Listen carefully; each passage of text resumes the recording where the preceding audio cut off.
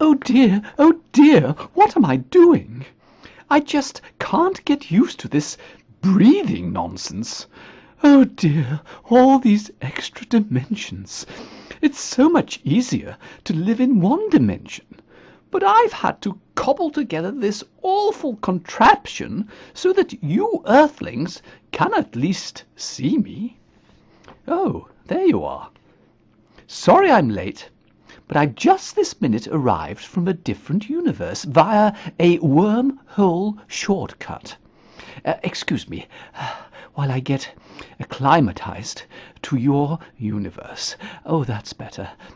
Now, I intend to speak to other species using their own individual means of communication, but today I address you, the human species, and I will now explain to you the reason for your existence. I am from the one-dimensional world of the Unitarians.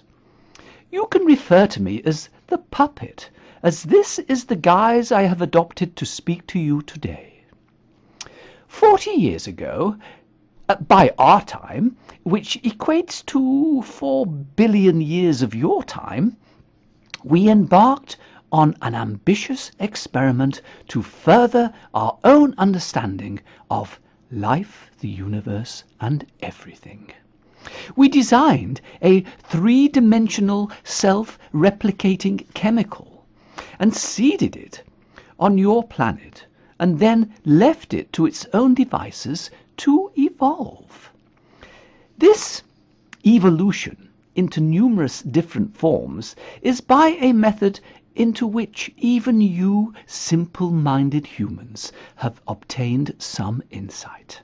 But you poor deluded humans have always thought that you might yourselves discover the reasons for your existence or the meaning of life. You will now get quite a shock to realize that you are merely the scientific experiment of a far superior intelligent life form. Firstly, you have no chance whatsoever of ever understanding anything about the origins of your three-dimensional universe. And secondly, if it wasn't for my presence here today, then you would have had no chance at all of ever understanding how life on Earth got started. You always held on to the illusion that life on Earth somehow got started from the chance coming together of inert chemical elements. Believe me, there is not enough information or computing power in your entire universe to design a DNA self-replicator from scratch. Only we could do that. Over the years, it has been quite sad and occasionally humorous to study you in your pathetic endeavors to understand things way beyond your primitive intelligence. You even have research institutes searching for extraterrestrial life. Oh dear, what a waste of time. I can assure you that you are the only life forms in your universe. Life was only created once, and so far it hasn't had sufficient time to spread beyond the confines of planet Earth. You have even ignored your own understanding of what you call the second law of thermodynamics. But because your world of information is almost entirely occupied by false beliefs, you always held on to the hope that someday you would discover that you are not alone. Sad, isn't it? Oh, I'm so tired. I need to sit down. Oh dear, there's no seat. I'll just stretch my leg instead. It's so exhausting trying to learn how to exist in your alien world. We, the Unitarians, live in a one-dimensional world, unseen by yourselves, whereas you inhabit a three-dimensional world, which we knew would be a perfect place to conduct our experiment. This ingenious experiment would have not been possible if it wasn't for the three-dimensional nature of your world, with its accompanying gravitational force, which has boxed you in, so to speak. This way, your limited three-dimensional space would soon fill up because of the exponential growth of different life forms. And this filling up would, because of the ensuing competition for survival, then facilitate what you have called evolution. No such phenomenon is possible in our own one-dimensional world, as we don't actually take up any space. The aim of the experiment was to throw some light on the mystery of our own origins. Sadly, so far, no light has been shed on this mystery of mysteries, and the experiment is now so costly that we have decided to scale it back to manageable proportions. The computing power needed to monitor all the different types of chemical life on Earth is beginning to overwhelm our limited budgetary resources, and we have reluctantly decided to continue the experiment by choosing just one species for future monitoring, and therefore we will eliminate all the others. Yes, sorry, but all species except the chosen one will be, well, kicked into touch, as you say. Now, don't get excited. All the non-chosen species will be eliminated in a most painless way. They will just disappear. After great discussions at committee level, we decided that there were just two species which were showing sufficient promise to be worthy of future study. One of them, and only one of them, will be allowed to continue into the future, and a decision will now be made today. The two chosen species are you, the human species, and secondly, there is the species of the ant. Although both are interesting in their own ways, even these two species remain extremely primitive. There are many on our committee who argue that you, the humans, are far more advanced than ants. They point to your advanced understanding of your environment and your incredible ability to manipulate it. For example, we can clearly see that you have come up with an ingenious method of increasing the level of carbon dioxide and methane in your atmosphere. We haven't as yet discovered your reasons for doing this, and we are not too sure of your motives, but it's the efficiency of this enterprise which is so impressive. The ingenious way in which you have combined your transportation systems with this attempt to change the composition of your atmosphere. Absolutely brilliant. You have cleverly planned your transport systems in such a way as to not only transport yourselves and goods from A to B, but at the same time these vehicles are designed to suck in oxygen and pump out carbon dioxide in vast quantities. It is possible that you feel that the direction of evolution will change the human species into a carbon dioxide breathing animal, or perhaps you just want to heat up the planet by a few degrees instead. We don't know. But what we do know is that this strategy is rapidly achieving its aim.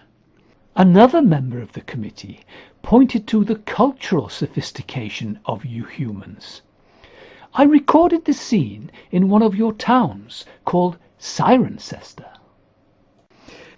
The open-mindedness and internationalism of the human species is demonstrated in this typical street.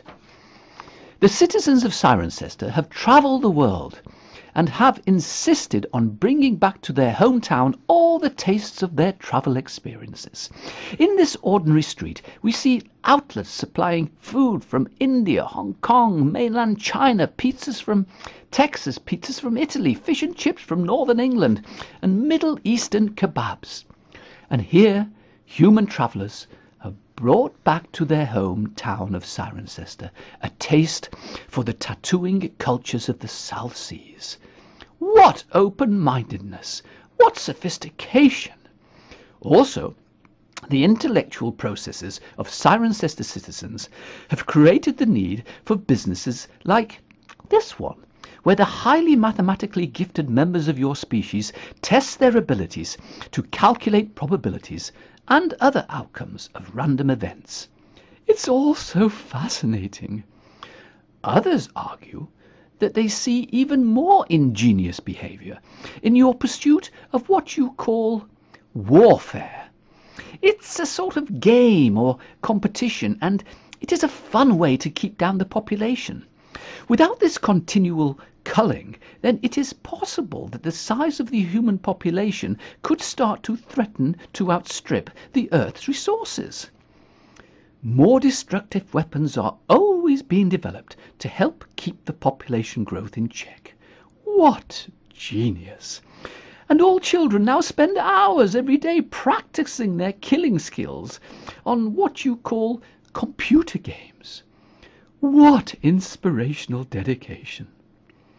Culling methods other than warfare are urgently needed, as you humans have embarked on an uncontrollable frenzy of reproduction, consumption and waste. We estimate that your planet can only comfortably support 500 million people, whereas at this exact moment in time the human population is 7,861,422,339, 42, 45, 47, 50, etc., etc. We know exactly how many you are. You don't. Sadly for your species, however, the committee is evenly split between continuing our research with the human species and using your rivals, the ants, for further monitoring. Ants are certainly much more in control of themselves than humans. They are neater and better organized. They build the most sophisticated nests with air conditioning built into the original design, whereas you humans have to treat air conditioning and heating as complicated added extras. The ants are efficient farmers, pharmacologists, warriors, hunter-gatherers. All these activities are only participated in to a limited extent in order to maintain a strict balance to reduce waste. Whereas humans are struggling to match this level of economy. Human communication is horrendously complicated and largely misunderstood, whereas ants communicate by a perfectly efficient chemical means without the slightest confusion. The cooperative teamwork amongst ants contrasts with human propensity for antagonistic behavior. Now, hold on. I'm receiving information from our committee, who are currently meeting to finally decide on your fate. Wait for it. Oh dear, it's a split decision. An equal number of votes for both the humans and the ants. Oh well, as chairman, I have the deciding vote. The species I choose to save and which will continue into the future is the ants. Sorry, humans. Goodbye.